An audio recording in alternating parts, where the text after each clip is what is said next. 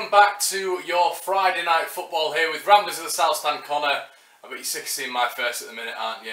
And we are back with your sort of preview, read out your comments just before the QPR game tomorrow.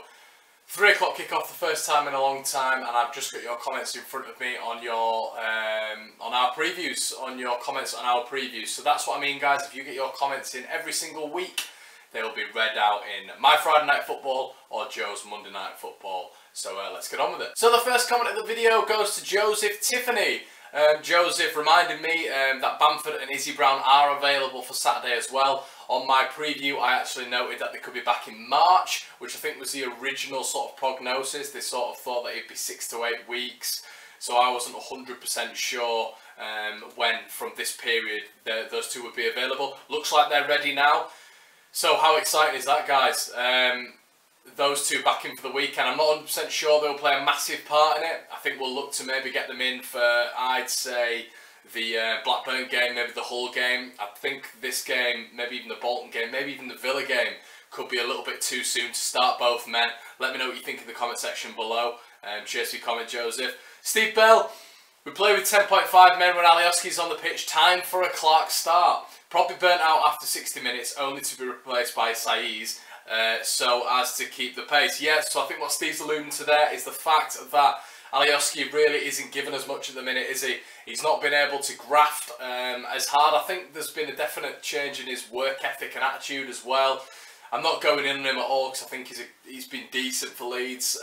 He's not hit the heights of when he was under Christensen. Could that be a different managerial strategy that Alioski favoured with Christensen? I'm not 100% sure, but he was a different player under him than Bielsa. Very interesting, isn't it? Because Bielsa's there and Christensen's there, but I don't know, Alioski seemed to affiliate a lot more. I know he played on the right a lot more under Christensen, cutting inside and to his left foot, and I think that definitely favoured him. When he's been playing that attacking role for Macedonia, he has been playing on the right as well, so maybe he doesn't feel as good going forward on the left.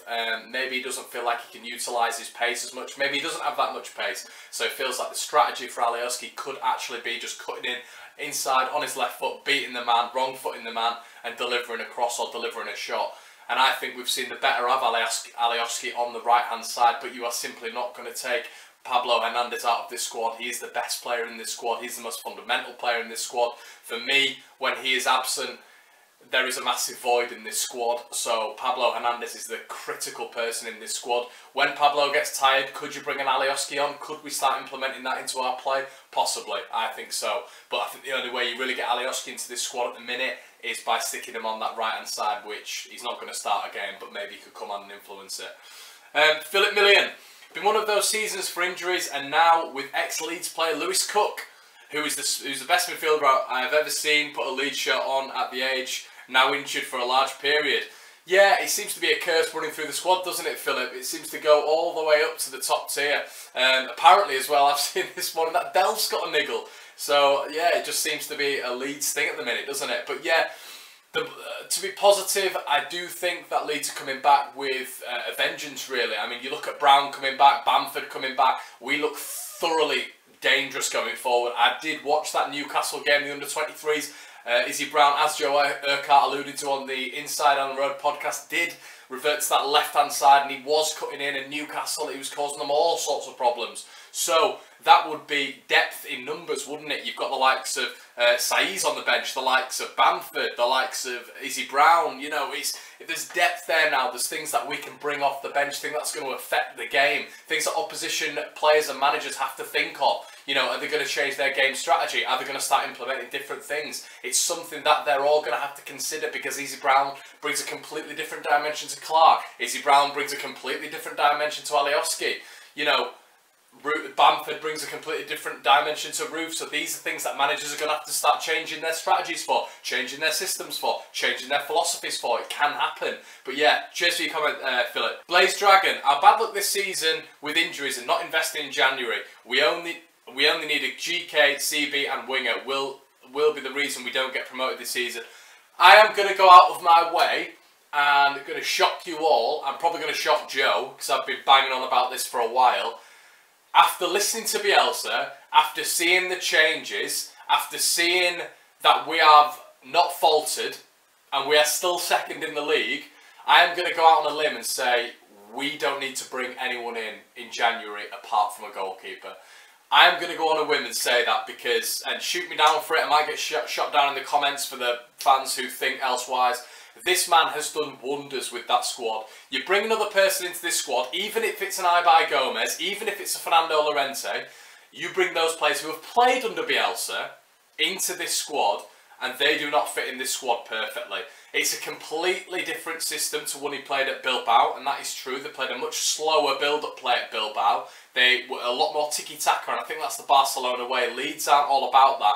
Leeds are about keeping possession, but breaking quickly as well. Breaking quickly on the counter-attack, and Bilbao weren't about that. So if you get an Ibai Gomez and a Fernando Llorente at 34, which I've seen people on Twitter asking for, into this squad, I don't think this squad will be cohesive. I think you bring a goalkeeper in, a goalkeeper who can play with his feet, like Bailey can, because I think that's the reason he kept Bailey in instead of Blackman. You bring a goalkeeper in of that ilk, a good goalkeeper who is experienced, then Leeds, I think, will be ready on for the season. You cannot compare this to other seasons, and I've been guilty of it in previous videos as well. You cannot compare this to other seasons. As Joe said in his video, teams in this position now, I think there's two teams who haven't been promoted from this stage of the season where we are right now, and there's one team who hasn't made the top 6. You've got to bear that in mind. We are not just an anomaly, and I think we've got a different mindset now. You've seen players like Phillips, Roof, Hernandez. All these players have gone to another level. We even talk about Hernandez. Hernandez has been Leeds' starlet for about 3 or 4 seasons now, but he's on another level this season. Bielsa is doing wonders with this squad. So what you've got to bear in mind is, can players come in January? I've seen people talk about a big centre forward. I've seen people talk about a gritty midfielder. Are they going to be able to come in, fit this Bielsa mould, fit the system we're playing, and fit the philosophy and what Bielsa's asking for? I'm not 100% sure they can. Just a goalkeeper for me, Blaze Dragon. Defcon, no game now is going to be easy. Injuries are still mounting up, but the refs, like what we had last week, should be banned for life. Yeah, 100% Defcon. As I've said in my previous video, it was, you know, there was some foreplay, sorry, on our front as well. Leeds did. There was a lot of tugging of shirts from our players as well. A hell of a lot more from Sheffield United, and I will put that out there. But I think they're a lot more streetwise than Leeds. But the referee standard, I said when Mike Dean came down and refereed the Reading game, I thought he was fantastic, got every decision spot on. And then you saw it the weekend as well when he reffed Arsenal versus Tottenham. One possible decision that he maybe have got wrong, but aside from that, it was a flawless game from Mike Dean. This is the standard. You've got Championship players here and you've got Premiership players here. You've got Championship referees here, Premiership referees here, and it aligns with managers as well, apart from Bielsa, obviously. So that's what you've got to bear in mind. The standard is shocking. The standard needs looking at. And for me, when you've had a refereeing performance like Oliver Langford's last week, you take him at the firing line for a couple of weeks, evaluate him, and I think you should start publishing these referee evaluations on social media or the FA's site so we can all have a look at them, so we can stipulate where the decisions have been made, and then possibly you bring VAR in. I mean, VAR for me has to be brought in. I mean, why else? There'd have been a click sending off. There'd have been 2 penalties at least for Leeds at the weekend, and possibly another sending off for Stevens for Sheffield United. So all of these things, when they're adding up and adding up and adding up, you know, we're the only team in the Championship now who's not had a penalty this season. So you've really got to bear in mind what VAR would do. I think that is the answer. Anyway, Claudio. He's the editor for the channel. Shackleton is just as good as Dallas. Harm is really good. Don't think we will struggle. Yeah, I echo what Claudio says there. Harry Burns, I agree, mate. I would rather start with Clark than bring on Alioski. Second half if needs be. I would much rather start this game on top rather than chasing in the second half. They'll be coming to frustrate us. No way they will be coming to try and win this game. Yeah, 100%. That's a really good comment, Harry. I think Leeds have to start moment one. 100 miles an hour, like we saw us do against Norwich, Stoke, Derby. I'm sick of talking about those games, but you have to revert back to those games because that is when Leeds were 10 out of 10. We were 10 out of 10 on performance, we were 10 out of 10 on effort, we were 10 out of 10 skill-wise, we were just a 10 out of 10 side. It's slumped since then, but Leeds are gritty. We're grinding out these results, which is fantastic to see. But the main thing that Harry said there is that Leeds need to be on it from moment one. Of course we do. We need to be on it from moment one, and there's a handful of games this season, including those 3 games, where Leeds have been off from the start. As in, we've been 100 miles an hour from the start. aside from that, Leeds have been pretty sluggish in games from the start. This has to change because teams like Villa are really going to take advantage of that. You know, and teams who are going to invest in January and they're going to bring in the quality, probably from the Premier League and probably from Europe, they're going to be able to take advantage with those style of players in the second half of the season. Leeds have to start from moment one. I do think the implementation of Brown, the implementation of Bamford, and the lads that are coming back, Luke Ayling apparently within 6 weeks, I do think when these are back in, they're going to give Leeds a new lease of life, a new energy, and I think that will make a massive, massive difference. I would love to see Izzy Brown on Saturday. Come on, Leeds. My prediction, Leeds 3, QPR 1. Great video match on together. That's Toby Holdaway. Thank you for your comment, Toby. Yep, 3-1 Leeds. That's it's not an unrealistic prediction at all. I actually don't think we'll concede. I don't know why. Well, I do know why. I think that they'll only play one up front. I think Eze for them's a massive, massive player, and I think the likes of Naki Wells is a player, and I think, you know, Matt Smith as well, that rotation between those two could cause Leeds a few dilemmas in that department, but I don't think we've got that much to stress about. They've got a few quick young players, but aside from that, I think they'll be defended, and I think they'll be defended in numbers and packs, and I don't think with the one up front being Naki Wells or Matt Smith, they're going to get a lot of service, and they're not going to be that quick on the counter-attack. So, I think if Leeds break them down, I think it's going to be a very much like a Reading game. They have got quality QPR, and they can hurt us, like Reading nearly did, but they don't have enough to thoroughly hurt us, and I think that is where the difference will be. I think Leeds will run out 1-0 winners. Lubo Schleitner, sorry if I've mispronounced that, mate. Not being negative, but another 11 points should be enough to avoid relegation. Statistics suggest our chances aren't that bad. Probably the comment of the season, that. LUFC Talk, thanks for commenting on my video as well, mate. I didn't read yours out, but you've got your... This is what I mean, if you comment on all the platforms, all the videos, one of your comments will get read out. We can't read all the comments on because we get hundreds, but we can pick and choose, and your comments at the top here. So LUFC Talk, let's start the chant. Last Christmas, really want to hear it again in the cheese stand. I'm not familiar with that. If you want to put whatever the hell that is in the comment section below, I can read that, and then maybe I can join in at the weekend. Bremner's Ghost, can we please get a good centre forward in the transfer window? We buy him and sell him. Bet McCormack and Wood wish they had stayed at Leeds. Of course they wish they had stayed at Leeds. Wood's shite, and he misses open goals in the Premier League. He was great for us, but he's shite up there. He gets rotated between Vokes and Barnes for Ming and Burnley. And McCormack's playing up front with Usain Bolt for Central Coast Mariners. So, of course, I'd rather have stayed at Leeds. Danny Winters, I think that Forshaw's presser probably highlighted Marcelo Bielsa's thinking. What he said about the squad being together, it is easier with a small group. Whatever I may think about new players coming in January, he's got it right so far. In Bielsa we trust. Yes, Danny, and that echoes my comments of the fact that if we bring someone in, I think it should just be a goalkeeper. Leeds are going to be thin now until the January point, really.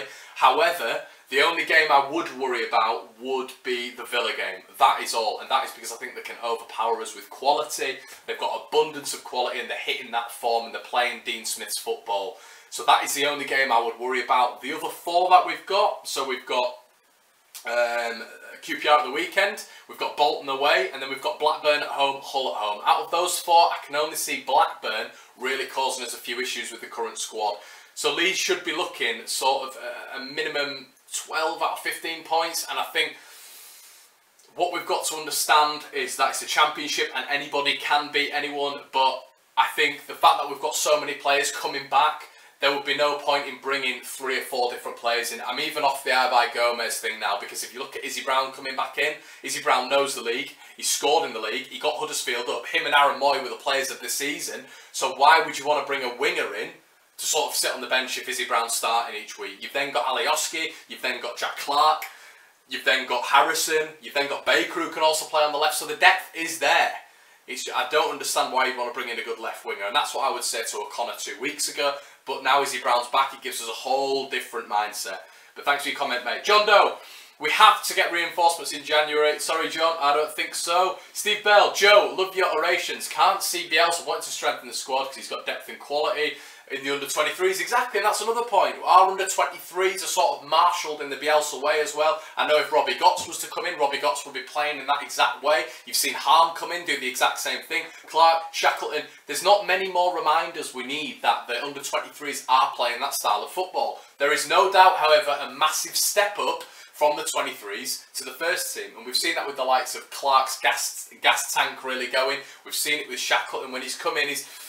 He's done okay, but I mean, for example, against Reading when he came on in the 86th minute, Bacuna actually paced it round him, did him in the midfield, went on and actually set up Sims, and that's how they got the goal. You know, Bacuna rounded Shackleton in the midfield. So Shackleton, in a sense, it's putting him out there, but was at fault. He should have hacked Bacuna down there. And this is what I mean with the 23s and the first team. There is a difference in mindset, there's a difference in quality, there's a difference in pace, there's a difference in strength, dynamism, everything. It's a completely different vibe at this level. So Shackleton will be learning this though. I do think at this level, I think the right back position suits him a lot better. He's a lot nippier. He sort of gets up for his headers as well. He seems a little bit nitty and gritty in there, which is exactly what we need. A little bit of a Berardi sort of player. So I think he'll do really well when he comes in. But it's that difference, that level. But we do have players who are coming in from the 23s. Without the youth system this season, I think we'd have been pretty screwed. Andrew O'Connor, you're right. Total good vibe around the club, and it's amazing how welcome we would be back in the Premiership. Big games against us with big atmosphere, plenty of old rivalries. Exactly, Andrew. And that is the thing, because that league now is a watered down pile of arse, and there's teams like, it's no disrespect, but atmosphere-wise, which is what the Premiership was built on, which was what the First Division was built on in the early 90s. Everything atmosphere-wise, you'd see scenes in the crowd, you'd see limbs, wouldn't you? It's still posted on social media all the time when people are just putting limbs, all this sort of stuff. Imagine Leeds away at Arsenal, imagine Leeds away at Man United, imagine teams coming to Leeds. We haven't been affected by the generation of tourism at football games. We've not been affected by the money at football games. We are a completely unaffected breed. We are football terms, but fan terms, we are the exact same as we went down in 2004. So get us back up to that league. You will hear the decibels in the crowd coming. You will hear the numbers of away fans going to different games. You won't see 11 people going to the Emirates from Bournemouth, 12 people going to St James's from frigging Brighton. There will be a difference. The Premier League needs Leeds back, and it's not only Man United fans who tell me that, it's Liverpool, Chelsea, Tottenham. They all tell me the same, because I've got friends from all around the country. Norwich City Central with the first comment. Just sub to you, mate. Let's go together. Well, that's absolutely fantastic. And Norwich City Central, I'm going to give you a little bit of a shout out here. If you haven't seen their channel, go over and subscribe. I had a look at it last night. Some really good stuff. And yeah, wouldn't it be great? I mean, to keep the big boys down there, you know, the sorts of the Villas, the West Brom, it'd be fantastic to just keep them submerged. Stoke, Swansea, and for two veterans of the league really to go up together. That'd be great. And it'd reflect the old League One days, wouldn't it? Sharkram. Clark, Shackleton, Harm, albeit a couple of these getting their chance due to current injuries. It's great seeing the youngsters getting game time. Personally, I would play Harm next to Pontus. I like that Scandinavian power and height in the middle. Yeah, Jesus Christ. Did you see that against Sheffield United? The height. Jesus, I saw Harm coming up for a corner, and it was actually the one that he nearly scored. And you've got Harm, you've got Jansen. It gives us a little bit of a dynamic, doesn't it? And now you've got someone like Barry Douglas, who's going to be going over to that left, going to be going over to that right, whipping these balls in, and you've got a whole new different dimension in that penalty area. You've got two 6'6" lads, two Scandinavian brutes, two Scandinavian machines who are able to get the noggin on something, aren't they? Or flick something in with their extra long friggin' Inspector Gadget limbs. That is why it's fantastic having a little bit of a different dynamic to a centre-back. Not having a Berardi, who, you know, we all love, and it's fantastic. Or even having a Phillips, who are just a little bit smaller. Well, I say a little bit, about a foot smaller. We have something different. And that is where Barry Douglas was so effective for Wolves last season. It was on set pieces. 15 assists last season. So if we can get Harm and Jansen causing absolute chaos, Leeds could actually become very, very good from set pieces. It's a whole different dimension. So bear that in mind. Zero Cool. Leeds need to keep hold of Clark. He'll be good for us in Prem. 3-0 win for Leeds. Need to recall Louis Coyle and need 3 or 4 players in January, especially a goalkeeper or centre-back. I've alluded to why I don't think you're right about the 3 or 4 players that we need in January, mate. But Louis Coyle, what an interesting dynamic that is. Should we bring Louis Coyle back? Now, Once again, this reverts to what I was saying about him not being in the Bielsa system, him playing at Fleetwood, a whole different level. But if Louis Coyle does come back in January and Bielsa gets him training with that first team squad, doesn't involve him straight away, but by March,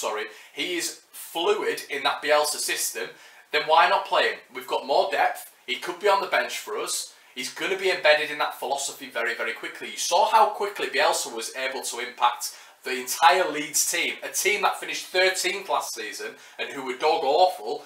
You saw how little time it took him to get stuck in with his philosophy into this squad and change the whole squad. So if he can do that within Louis Coyle in the same amount of time, could Louis Coyle become that Bielsa player that we need? Harry Burns, I would be happy with that lineup, mate. 8 Ball alley. I got it right this time, mate. 8 ball alley. I think I said ball alley last time. Good assessment.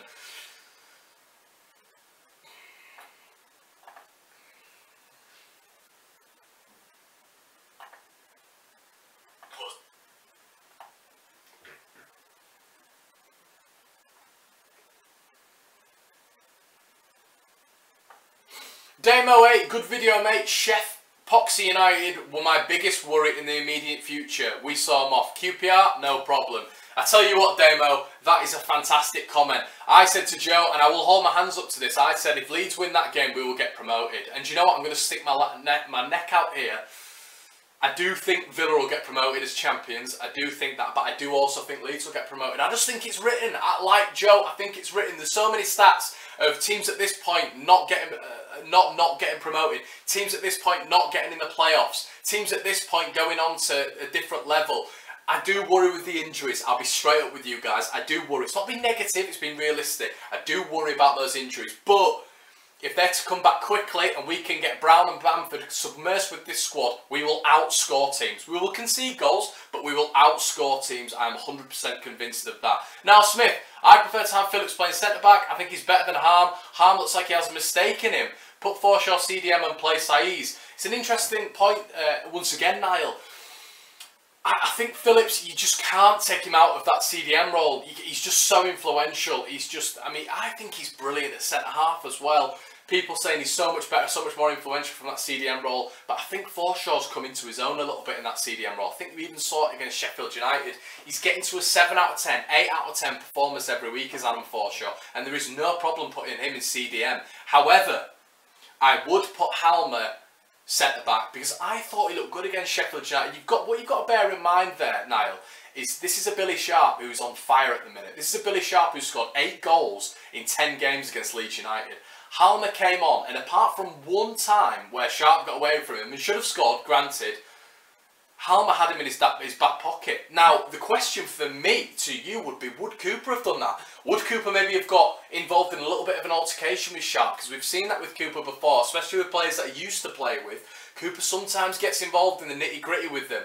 Would he have been able to control Sharp as well as Halmer did? I don't think you're giving him enough credit there. I thought Halmer did so well to say he's only 19 as well. I think you've got to bear that in mind. I think Halmer deserves a start. He's played 2 games. Leeds have got 2 clean sheets. But what you've got to bear in mind is that they are going to be coming back. They are going to be coming back in the squad and they are going to want to prove a point. If they come back in January, February, we've got all our players back and then you've got us straight to the end of the season where Leeds have got a full squad.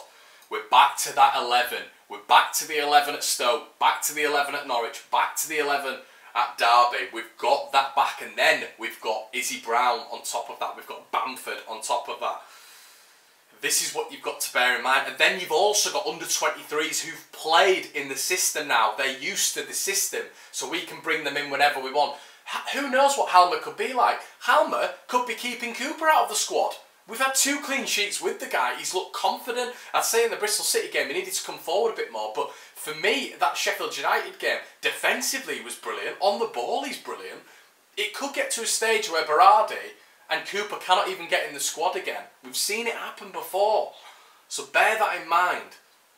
How positive have I been in this video? It's mental, isn't it? But you know, I think you've just got to take a step back sometimes and think about the times that we were having 2 or 3 years ago. Think of the times we've had in the past 14 to 16 years, guys. It's been horrific.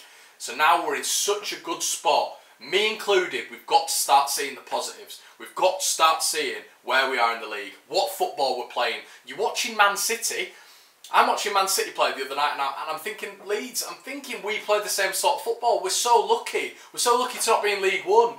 We're so lucky to not be 13th, 14th again. Touch wood, it doesn't happen. You've got to keep bearing these in mind, guys. But thank you for all your comments. It's been a fantastic Friday night football. Look out for the Monday night football. Please, if you've liked this video, smash a like on the video. Press that subscribe button.